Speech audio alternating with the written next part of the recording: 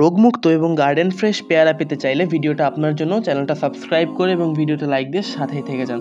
তো এটা দেখতে পাচ্ছেন আমার আজকে সকালবেলা সংগ্রহ করা একটা পেয়ারা, এবং আজকে কথা বলবো যে কিভাবে আপনি আপনার গাছের আসা পেয়ারাকে আপনি সুন্দরভাবে এরকম বড় করতে পারেন, বা যেইটুকু তার সাইজ হয় প্রকৃত সাইজ সেটা করতে পারেন। তো আজকে আমরা অ্যাপ্লাই করব হচ্ছে পলিথিন থিওরি, যেটা বড় বড় বাগানিরা করে থাকে। তো আমরা গার্ডেনাররা এটা কিভাবে করতে পারি সেটা নিয়ে কথা বলবো। তো দেখলেন তো আমার ফসল, এবার চলুন গাছের কাছে। দেখতে পাচ্ছেন কিন্তু অলরেডি অনেকগুলা পলিথিন বাঁধা আছে, এবং তার আগে আমার এই গাছে কি সুন্দর পেয়ারার গুটি এসেছে বা ফলটা কত বড় হয়েছে সেটা একটু দেখে নেই।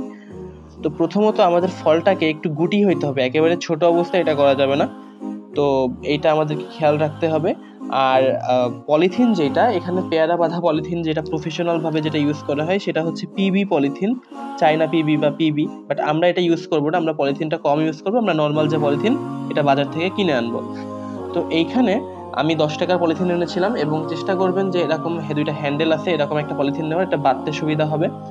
আর এই পলিথিনগুলো আমরা বারবার ইউজ করতে পারবো। তো প্রথমে এর যে দুইটা কোনা, এই দুটো কোনা অল্প করে কেটে নিতে হবে, এটা আমি কাঁচি দিয়ে কেটে নিয়েছি। এবং এই সারা পলিথিনে আমি ছোট সূচ বা এরকম কিছু দিয়ে যে ফুটা ফুটা করে নিয়েছি, এটা আমি আগেই করে রেখেছিলাম। আপনারা এরকম বা করে নিতে পারেন, তবে ছিদ্রগুলো বড় হওয়া যাবে না, এবং হচ্ছে বড় হলে কিন্তু বেরোতে পোকা ঢুকতে পারে। তো আমরা এই দেখতে পাচ্ছেন এইভাবে পলিথিনটা ফুলিয়ে নিতে হবে, এটা কিন্তু ম্যান্ডেটরি, না হলে একটু বড় পলিথিন নেবেন, না হলে হবে না। তো আজকে এই ফলটা আমরা বাঁধবো, দেখতে পাচ্ছেন।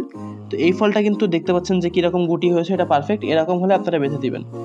এই পর্যায়ে আমরা চারপাশ থেকে কিছু পাতা অপসারণ করব, না হলে এই পাতা এই পেয়ারার সাথে লেগে থাকলে বাঁধতেও যেমন অসুবিধা হবে, ঠিক তেমনই এটা ফলের গায়ে দাগও ফেলে দিতে পারে। তো এই জন্য আমরা দুইটা পাতা দুই সাইড থেকে অপসারণ করলাম। এই ক্ষেত্রে খেয়াল রাখতে হবে যেন পেয়ারার কোনো ক্ষতি না হয় বা বোটা নড়ে না যায় পেয়ারার। তো এবার আমরা আমাদের যে পলিথিন, এটাকে খুবই সূক্ষ্মভাবে আমরা এটা দিয়ে বেঁধে দিব। আর যেহেতু এটা বৃষ্টি হলে এটা পানি জমতে পারে, তো সেই জন্য নিচে যেই কেটে দেওয়া অংশটুকু ওইখান থেকে পানিটা পড়ে যাবে, এটা নিয়ে কোনো টেনশন করার প্রয়োজন নেই। তো এবার আমরা এটাকে বেঁধে দিচ্ছি। যারা বাগানে ব্যবহার করেন তারা স্ট্রাপলার বা সুতা ইউজ করেন, বাট আমরা এটা করছি কারণ আমরা এটাকে রিসাইকেল করব। তো এই ছিল আজকের ভিডিও, আশা করছি ভালো লাগছে। এবং এর রেজাল্ট যেটা সেটা তো প্রথমে আপনাদের সাথে দেখালাম, এবং আপনারা দেখেছেন যে আমার অনেকগুলা গাছে অলরেডি পেয়ারা বাঁধা আছে। তো এই ছিল আজকের ভিডিও, সেটা ভালো লাগলে অবশ্যই সাবস্ক্রাইব করুন এবং আপনার মন্তব্যটা কমেন্টে জানান, ফ্রেন্ড অ্যান্ড ফ্যামিলির সাথে শেয়ার করবেন। আচ্ছা, আসসালামু আলাইকুম।